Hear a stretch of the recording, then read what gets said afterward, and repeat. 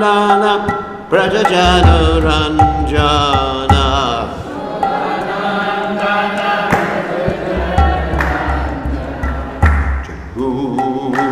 Tera Parachandri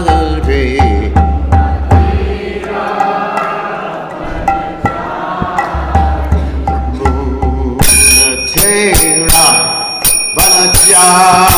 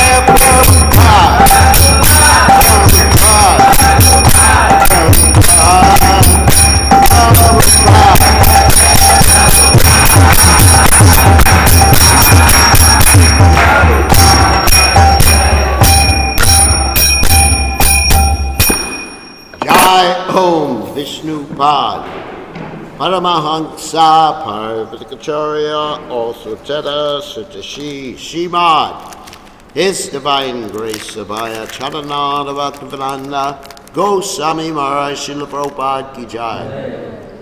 ISKCON founder Acharya Srila Prabhupada ki jai. Anantakoti Vaishnav Vrinda ki jai.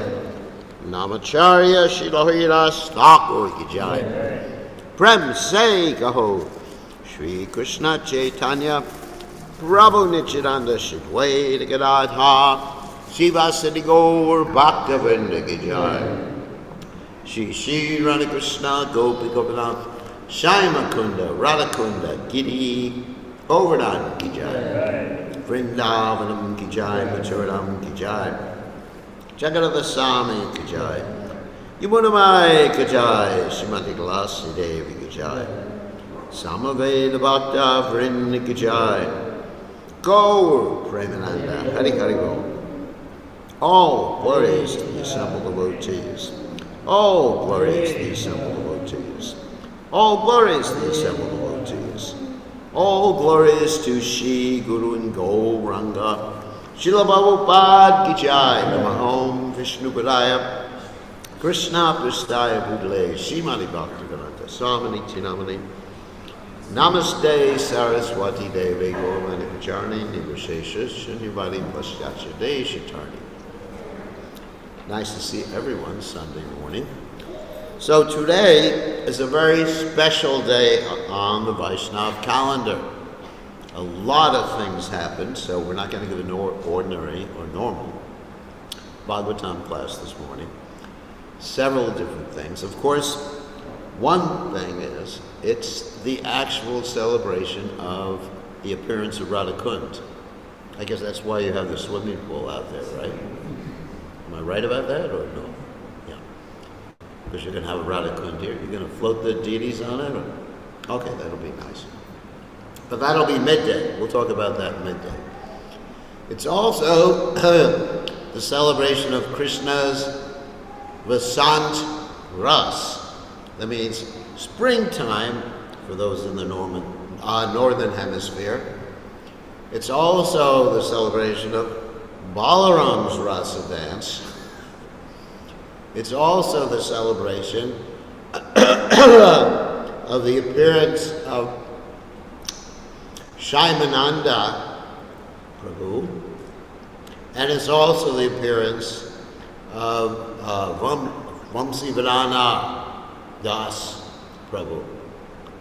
So what I've chosen to do this morning is first I'm going to start talking about the appearance of Shaimananda, because I think at midday we'll definitely talk about Radha Kund's appearance, and that's quite a lengthy discussion, what Radha Kund is, and how did Radha Kund appear. Anyway, amazing pastime. So let's talk about Shaimananda. A little bit of background before we start talking about Shaimananda directly is first we have Lord Chaitanya Mahaprabhu appear. Actually, before that was Dvaitacharya appeared. So, Om Ganat Timananda Shad Swakaya Chakshur Meditam Yena Tasmai Shri Guru Maha. So, of course, the Dvaitacharya appeared first, and Srivas Thakur appeared first, and then you had Sri Chaitanya Mahaprabhu appear. And Sri Chaitanya Mahaprabhu gave us this highest understanding of Krishna consciousness as we chant Namo Mahavadanyaya Krishna Prema Pradayate Krishnaya Krishna Chaitanya Namani Goda Senamaha. Lord Chaitanya, you have given us the highest understanding, which is the understanding of the conjugal love of Radha and Krishna. So previous to Lord Chaitanya, that was taught by, of course, by Madhavendra Puri and Ishwara Puri and their followers, but not really widespread. But Lord Chaitanya has enabled all of us to understand this. And then Lord Chaitanya Mahaprabhu had his direct disciples, that is Rupa Sanatan, Rupa Goswami, Sanatan Goswami. The other Goswamis of Vrindavan, Raghunath Das, Raghunath Bhatta, Gopal Bhatta, and Sri Jiva Goswami. And they were the initial followers of Lord Chaitanya Mahaprabhu. Of course, he had other followers too, which are listed in the Chaitanya Charitamrita. and you have Swarup Damodar Goswami, you have Ramananda Roy. But the primary personalities who carried out the message of Lord Chaitanya Mahaprabhu were the 6 Goswamis of Vrindavan. And amongst the 6 Goswamis of Vrindavan, you had Sanatana Goswami teaching the first aspect of Krishna consciousness called Sambandha Gyan. For those of you who don't know what Sambandha Gyan is, it means basically the knowledge of who we are, who Krishna is, what the material world is, material energy, what the spiritual energy is, who Srimati Radharani is, and how they all are connected to each other. That's called Sambandha.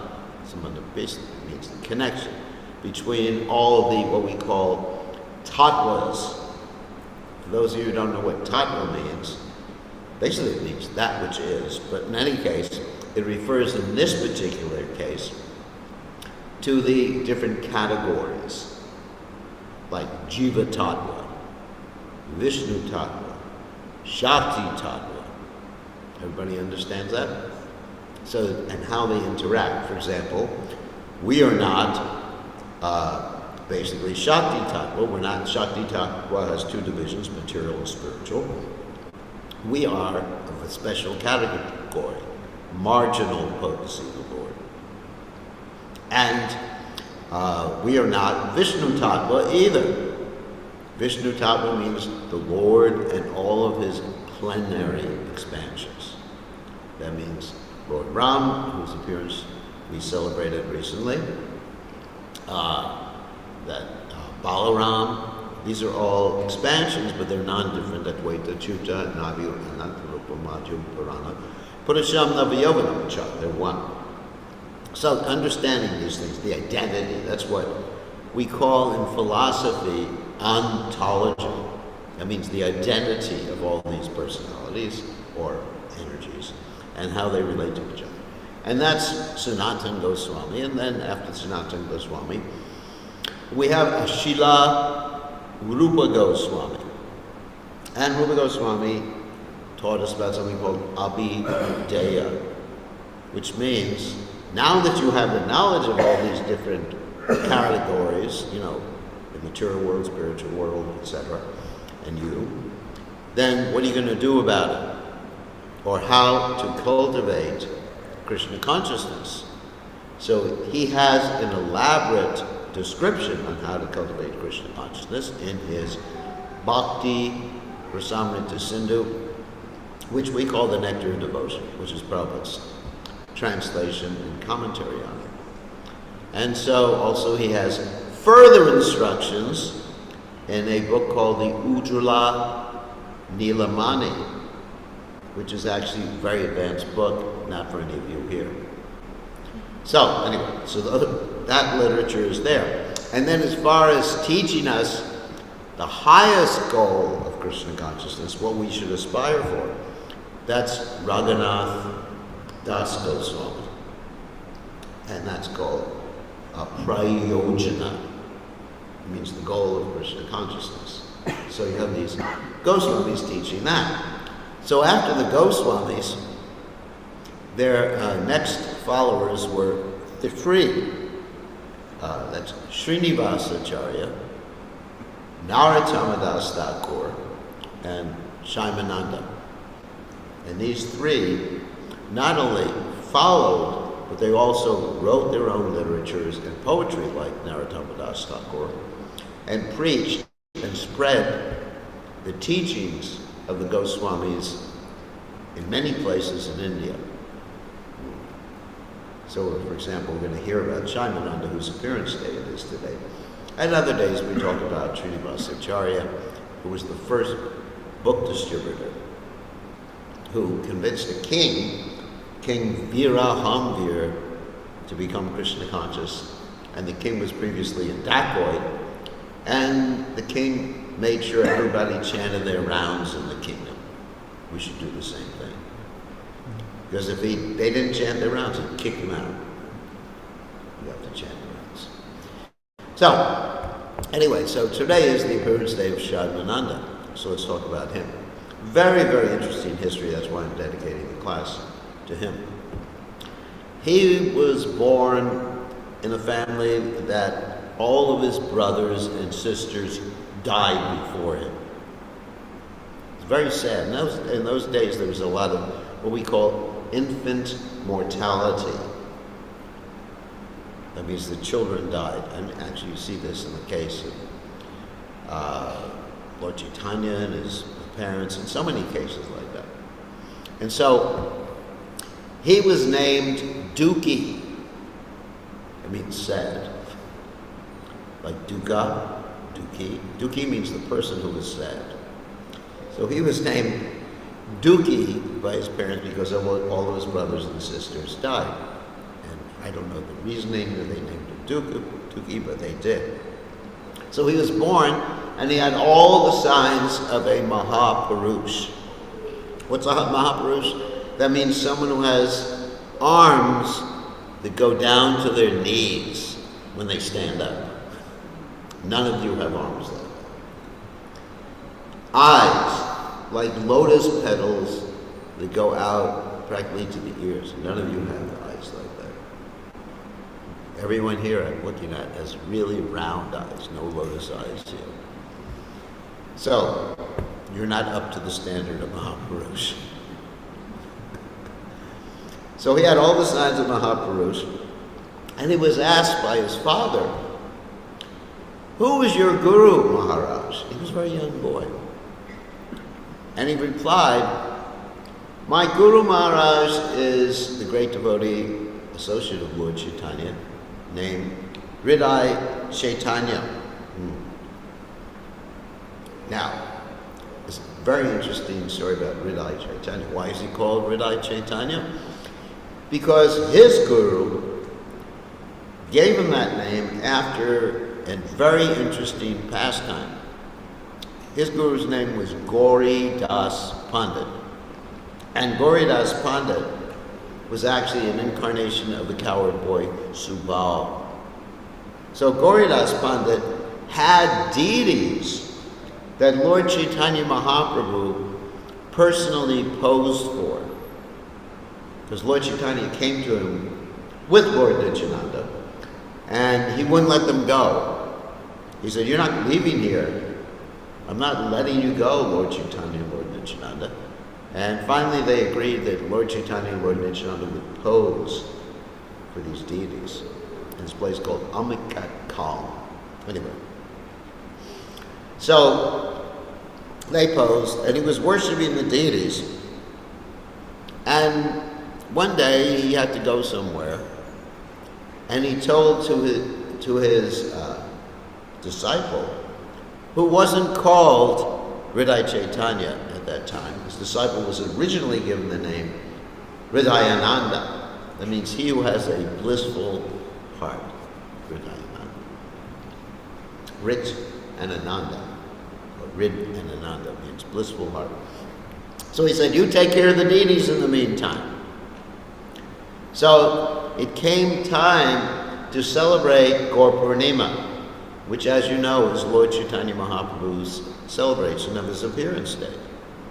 And so this Hridaya Ananda, he invited everyone to come to the festival. So his guru, try to remember all these things. I'm remembering, but I'm trying to get you to remember. That's why I'm going slowly. His guru, Gauri Das Pandit, came back after he sent the invitations, and he said to his disciple, "What have you done without my permission?" Sometimes gurus tend to be really heavy. If you do anything without their permission, there's a fire. So he chastised his disciple, and he said, "Get out of here. I don't want to see you again." Just because he had invited everyone to Gaur Purnima. But it is an interesting pastime. So the disciple left, Hridayananda left. But then Gaurnatai, the deities, they were so attracted to the disciple and his worship, they left with him. Pretty good, isn't it? It's like if someone left here And, all right, I'm not saying that I'm like that, but anyway, let's say I'm leaving today, and then you open up the altar, and Gordon and Taya are not there anymore. They're in the car with me. So the same thing happened. So they went with him to the banks of the river. And anyway, he didn't steal them. They just walked. So then when Gauridas Pandit saw the deities weren't there, he got really angry. Not only at his disciple, he got angry at Lord Chaitanya and Lord Nityananda. Don't you do that. That would be very dangerous. These are pure devotees, incarnation of coward boys. So you can't imitate those pastimes. So he goes to the bank of the river, where the deities are and where his disciple Hridayananda is. And what he does is he has a stick in his hand, and he's getting ready to beat his disciple and maybe beat Lord Chaitanya Mahaprabhu and Lord Nityananda for going away. I have this relationship. Actually, you see another great devotee named Vamsi Das Babaji. He would get very angry at his deities sometimes when they didn't cooperate. These are the intimate relationships that pure devotees have with their deities. Even Sanatana Goswami was asked by his deity, Madan Mohan, please get me some salt. And Sanatana Goswami said, basically, I'm too busy. I have to write books. Lord Chaitanya Mahaprabhu asked me to write books. Therefore, you have to get your own salt. And you're not only asking me for salt, tomorrow you're going to be asking me for ghee. And so the deity made an arrangement to get his own salt by saving a salt barge that was actually trapped in the Yamuna River on a sandbar. So these devotees had this relationship. So when Lord Chaitanya and Lord Nityananda saw Gauridas Pandit coming to them with a stick, they got so scared, they actually jumped into the heart of Hridayananda. Oh my God. So therefore, that's amazing, isn't it? How can the deities jump into something? But the deities can do anything. Shakshad Rajendra Nandana. The deities are directly Krishna, Rajendra Nanda, or Lord Chaitanya Mahaprabhu. And so then the Guru apologized to his disciple and said, now your name is Hriday Chaitanya. Interesting. So Hriday Chaitanya is the Guru of Shaimananda, or Dukhi. It wasn't Shaimananda at this particular point. It was Dukhi Krishna Das, or Dukhi, not even Krishna Das. So then what happened? Dukhi, he went to his Guru, Hriday Chaitanya, and he studied with him. And Hriday Chaitanya gave him initiation and everything like that, and he thought, let me send my disciple to be and study with Srila Jiva Goswami. For those of you who don't know who Jiva Goswami is, he is the most erudite scholar practically of all time. Jiva Goswami wrote the Shandarbhas, which elaborately detail all the aspects of Krishna consciousness. Very philosophical. Beginning, the first Sandarbha, that means books, was called the Tattva Sandarbha, which basically deals with how do you know what you know. In philosophy, that's called epistemology, big word for all of you. You can press your friends, ask them what their epistemology is. Because actually, there's an important point, before we get on with the rest of the story, that if you ever have an argument with someone of a different religion or a different faith, and they tell you something like what? Animals have no souls. You hear that sometimes? You say, why are you eating animals? It says in the Bible, what? Thou shalt not kill. Which Prabhupada kept repeating over and over again when he would talk to Christians. And they say, well, animals have no souls. So what I do, I don't argue with them. I just say, how do you know? That's what Tattva and Dharma did. How do you know what you know? And they think, I don't know. That's what my mommy told me. Good source of knowledge, disciplic succession. Mommy to mommy to mommy to mommy, through the chain of disciplic succession. And finally, little baby so-and-so understands the truth. Ivam parampara praptam imam mama rayo. Anyway, whatever. So I'm not gonna. So anyway, so that's really important. And that's how you can almost win any argument. Because our source of knowledge is the Vedic literatures. And specifically, Srila Jiva Goswami points out, is the Srimad Bhagavatam, which is the highest source of knowledge. If you find some story in the Bhagavatam conflicts with another version of the Mahabharata, we accept the Bhagavatam. This is our Sampradaya.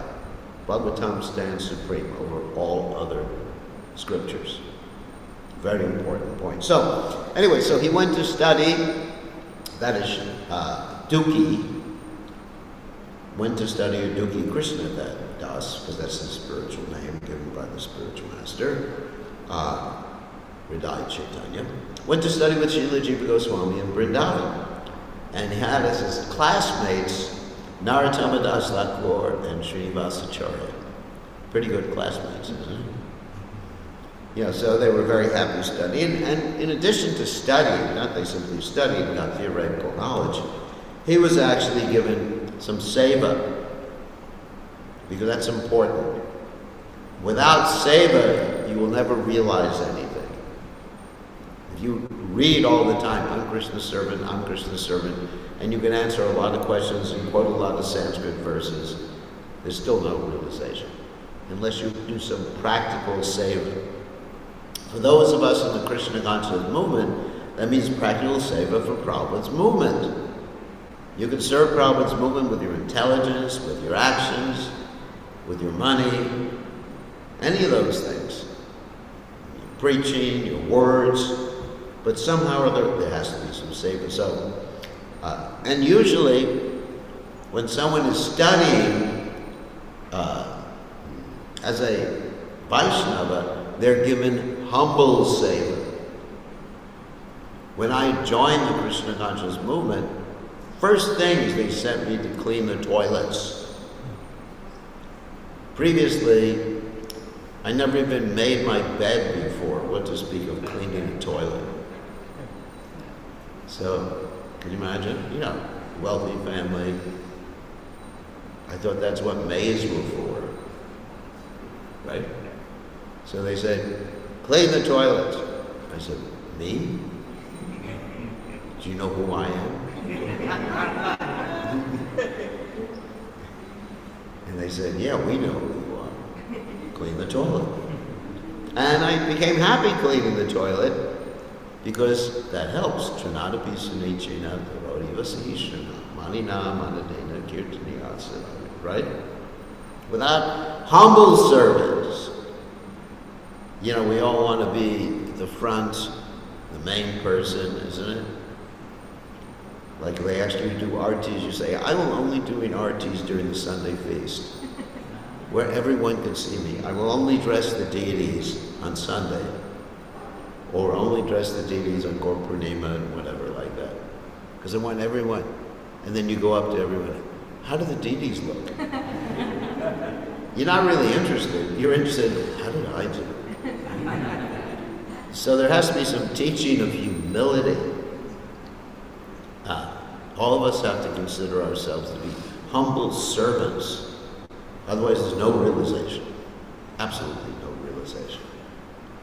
And so whatever position you have, humble servants, and you have to be ready to tolerate anything in the service of Prabhupada's mission.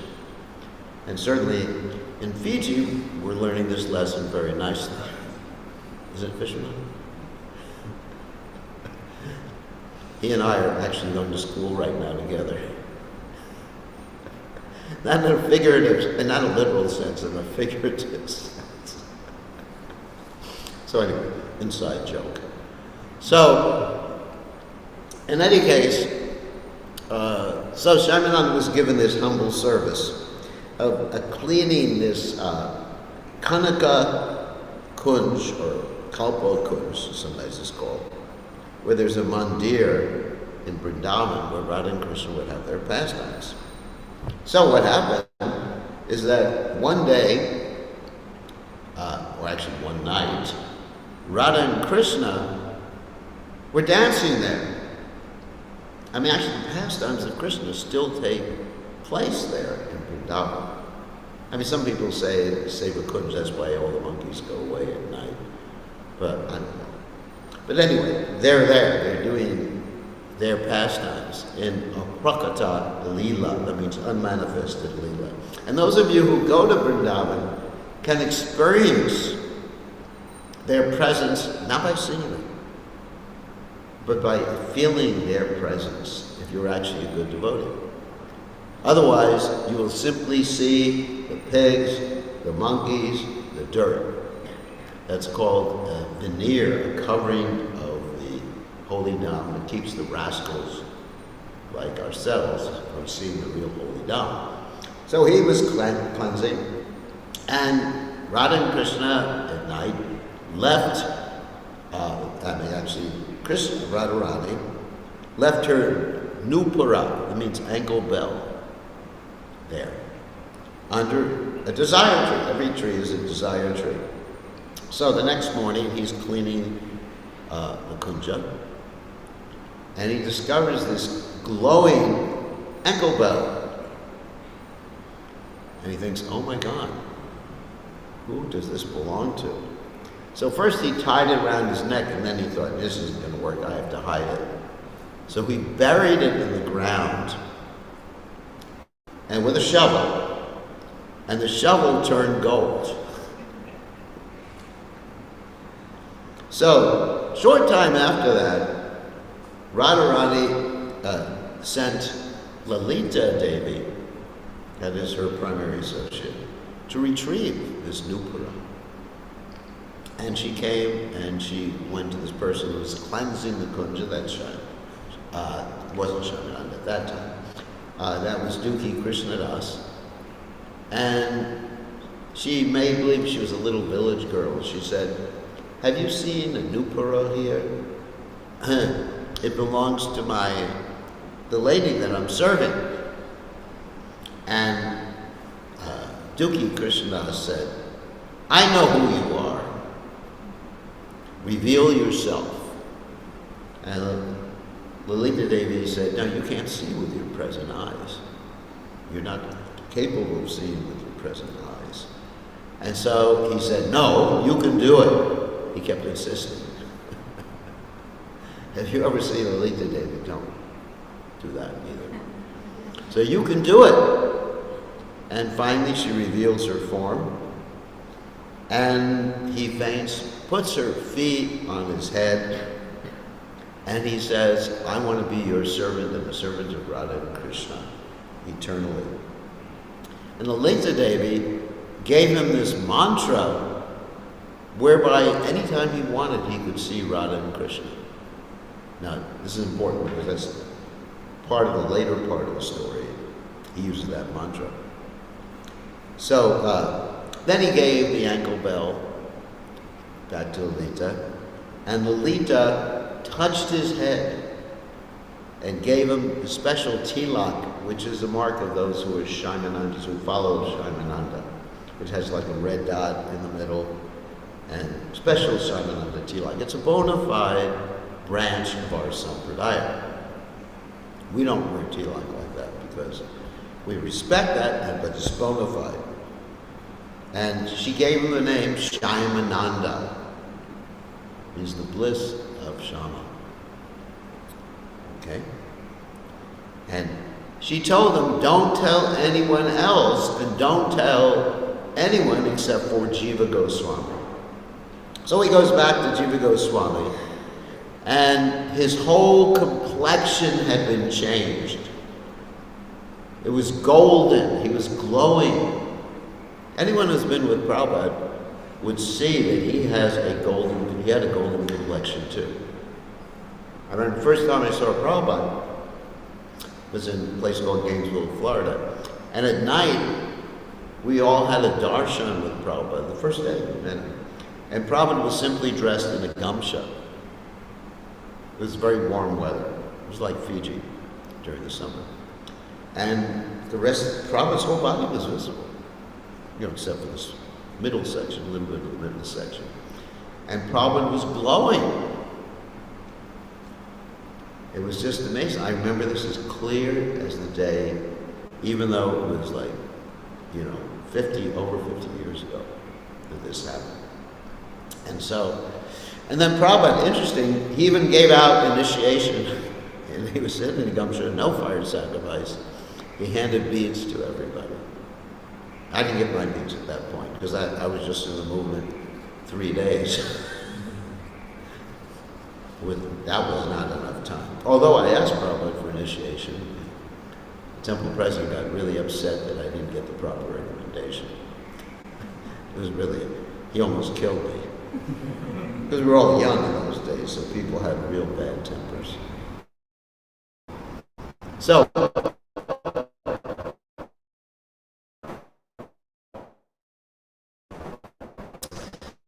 anyway, Shaimananda had a golden complexion, and Srila Jiva Goswami said, "Where did you get it?" Shaimananda answered, "It was by your mercy, Jiva Goswami," which is true, because by the mercy of Jiva Goswami, by the mercy of his initiating spiritual master, Hridaya Chaitanya, that's why he was able to see Lalita Devi. We have to understand that. You always have to remember your connection, mercy towards your Diksha and Shiksha Guru. Really important. We have Diksha and Shiksha Gurus, anyone who's helped you with Krishna consciousness. Even Dhruva Maharaj, his mother just, Vardhma Pradashika Guru, his mother just showed him the path. And when it was time for him to go back to Godhead, he said to the Vishnu Dutas, "You got to take mommy also." And she was in the airplane just following his. I guess she didn't get in the same airplane with him. So, anyway, we have to always respect like that. So, if any of you happen to go back to Godhead, please take me too. That's a good idea. So, anyway, Jiva Goswami asked to see the shovel, and he saw the shovel, and Shaimananda told him the whole story. And Jiva Goswami, being so humble, he said, "Now I have become your disciple, or your property.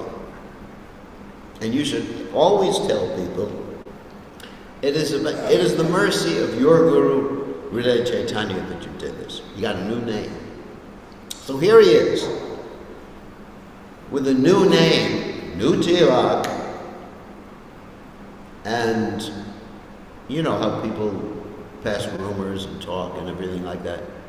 Imagine if I came to the temple one day with new tilak and a new name. My name now is Gopi Bhava Das Goswami. And special tilak, whatever, not even with a dot, somehow 2 dots. You say, "Oh my God, what happened to you, Guru Maharaj?" So this is basically what happened to Shaimananda. New name. So rumor after rumor after rumor, the Vaishnavas say, "This is not good." Maybe Jiva Goswami reinitiated him. So finally the word gets back to Bengal. Bengal is quite some distance, so it took some time for the word to get back. And his spiritual master, that means Shaimananda's spiritual master, Hridaya Chaitanya, hears about it, and he gets very angry. And he sends his disciples to check it out, to Vrindavan. And so the disciples go, and they ask Jiva Goswami what happened. Jiva Goswami explains that Shaimananda had a dream, and in his dream he was given this tilak by his guru, Hridaya Chaitanya. This is also interesting too. Shaimananda said, "Yeah, it was a dream." So then what happens? When Hridaya Chaitanya, his guru, hears about this, back in Bengal. He gets really angry, and he says, don't believe in dreams. You know, sometimes we have dreams. Guru Maharaj tells us to do this and do that. And then, I even have that experience. A disciple will come up and say, Guru Maharaj, in the dream you told me to go preach here. And I said, really? I didn't remember that dream. Must have been Maya Guru Maharaj. Something like that. And we have so many dreams. I mean, last night I dreamt I was, it's true, dreamt I was in someone's house preaching, and then I got hungry and I went to the kitchen, and then I woke up before I ate. So many dreams. At least I was preaching in the dream. Isn't it? I mean, at least a Krishna conscious dream. So we can't believe what's happening in dreams unless we can corroborate and verify that by the association of devotees.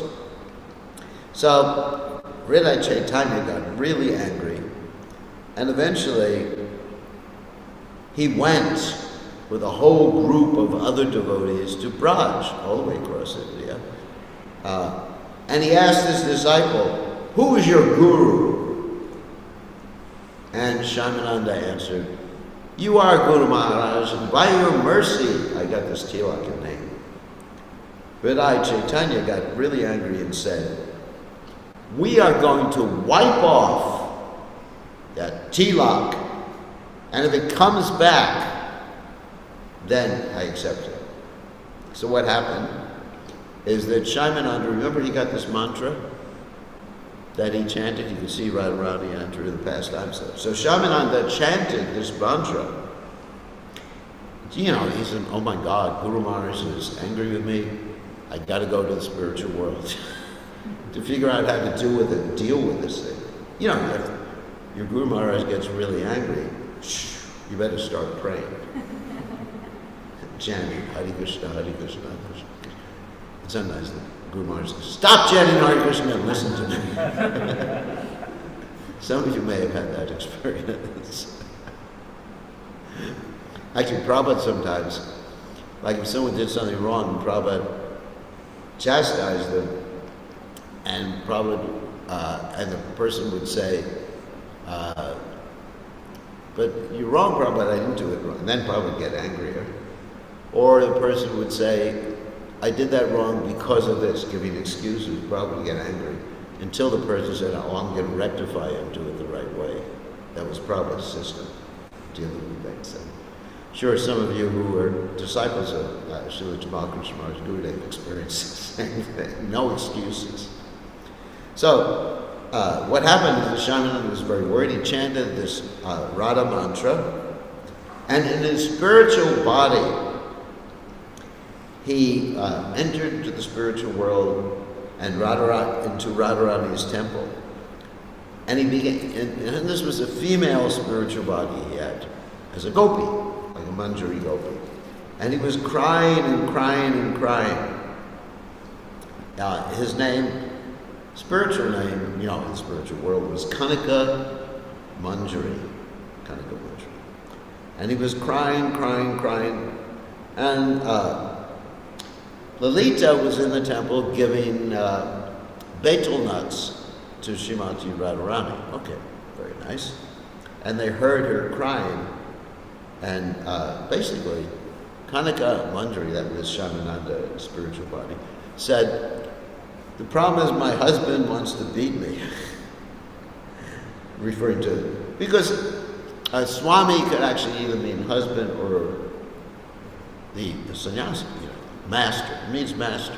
Traditionally, in India, the ladies would call their husbands Swami, means master, and the husbands would call the wife Priya. It was very nice. So Swami. Or Pati Dev. You've heard that expression before? Nowadays they just say, hey you, which according to the Mahabharata is an insult. Anyway, the word you, especially they use the formal you. That's a problem.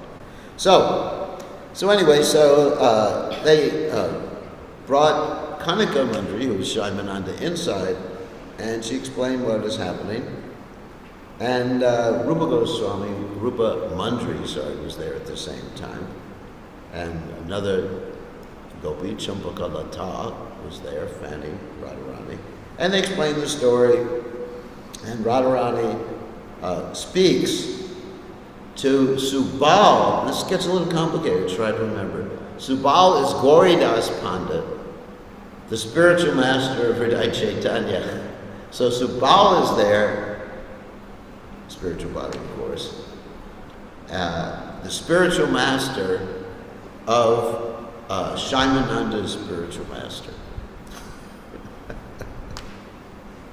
And Subal paints Shaimananda, the name Shaimananda, on Shaimananda's chest, as well as tilak, his tilak on the forehead. So Radharani says, after this whole encounter with your spiritual master, I want you to preach. I want you to go around Orissa and preach Krishna consciousness with another devotee named Rasika Murari. So, in the meantime, Shaimananda is like in trance, you understand? And his guru was just like getting angrier and angrier and angrier. And even the great souls, they're crying because they can't understand what's happening. Jiva Goswami understands because he's on that same level. So then the guru rubs off, that is Hridaya Chaitanya, rubs off Shaimananda's tilak. It keeps appearing or reappearing. And so the poor guru, he's completely frustrated. Again and again, it keeps appearing. And so he's thinking, oh my God, what's happening? And Shaimananda explains that, actually it's really interesting. He ultimately explains that your guru in his original spiritual form gave me the tilak. So, it's his mercy.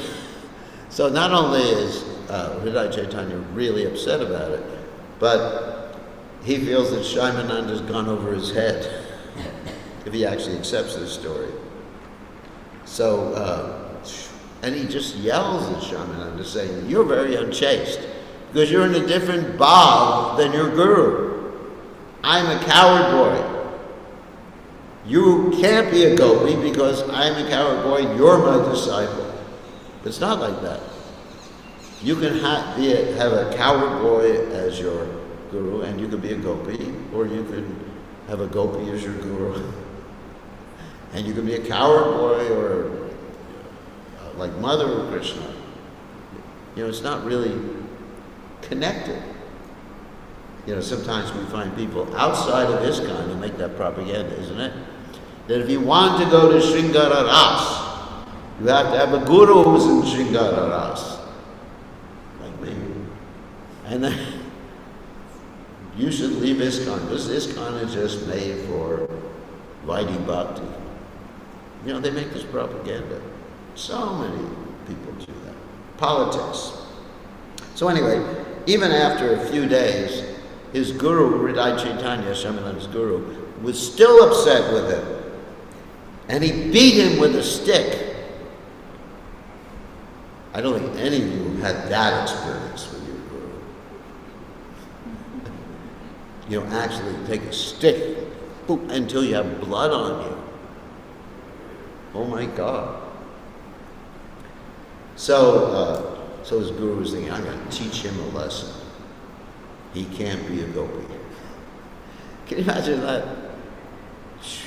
But this is a pastime. These are all pure devotees, don't get me wrong, we're not criticizing. And so then, that night, Hridaya Chaitanya has a dream. And Lord Chaitanya Mahaprabhu appears in a dream. And Lord Chaitanya is all bloody. And he says, look what you've done to your disciple, and I've taken that as punishment. So Hridaya Chaitanya had a sort of like a change of heart at that point. Because he got chastised by Lord Chaitanya, and Lord Chaitanya said, I will forgive you if you do sponsor 12 festivals. And so he sponsored 12 big festivals, and he apologized to his disciple.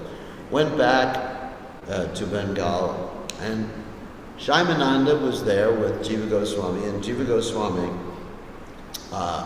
ordered Shaimananda to go to Bengal and then later go to Orissa, where he preached with Rasikananda, and they preached all over Orissa, and that's why Orissa is very prominent with Gaudiya Vaishnavas to this day. So great, great personalities, Shaimananda, Prabhu. And so we say Prabhu because they weren't sannyasis, but they're better than sannyasis. Better than sannyasis. So in Krishna consciousness, Kiva Vipra Kiva Nyashi Shudra Kena Noy, Ye Krishna Tattva say Guru Hoy. It doesn't matter whether one is sannyasi or householder. If one knows the science of Krishna, not only knows theoretically, but has realized the science of Krishna, that person can be accepted as Guru, either initiating Guru, instructing Guru. And of course in ISKCON now we have controversy, can ladies be Gurus? But why not? Even Lord Nityananda's wife, Janavamata, she became the prominent acharya. And there are many other examples in our Sampradaya. Okay, so Shaimananda Prabhu Ki Jai.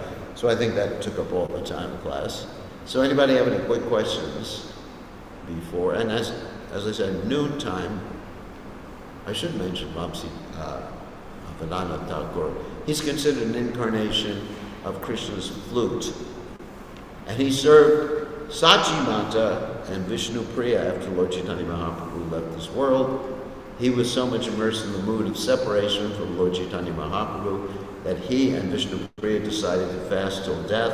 Lord Chaitanya appeared before them and told them, no, don't do this. So they worshiped Lord Chaitanya in the mood of separation, and he was a great poet, and he authored many poems and books about Lord Chaitanya Mahaprabhu. So today we're also celebrating his appearance day.